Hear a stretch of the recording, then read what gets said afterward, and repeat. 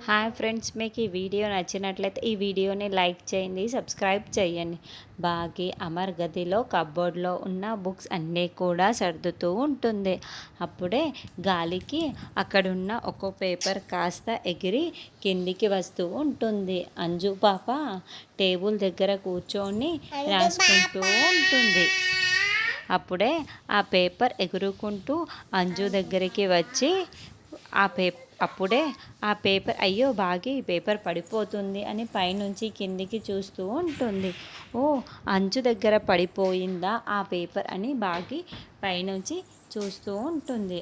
అప్పుడే అంజు ఆ పేపర్ని చేతిలో తీసుకొని, ఇదేంటి, ఇది అడాప్షన్ పేపర్లా ఉందే, దత్తత పేపర్లా ఉందే అని చూస్తూ ఉంటుంది.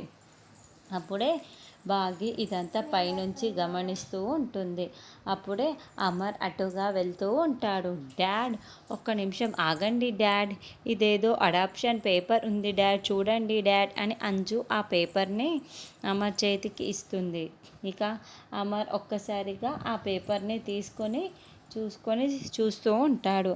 అంజుని అమర్ మదర్ తెరిసా ఆశ్రమంలో దత్తత తీసుకున్న అడాప్షన్ పేపర్పై ఉంటుంది.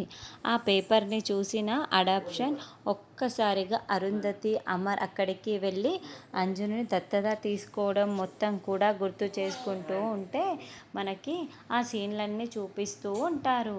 ఇది అడాప్షన్ పేపర్, అంజు కంట పడిందేంటి అని అమర్ మనసులో అనుకుంటూ ఉంటాడు. పైనుంచి బాగి ఇదంతా గమనించుకుంటూ ఉంటుంది.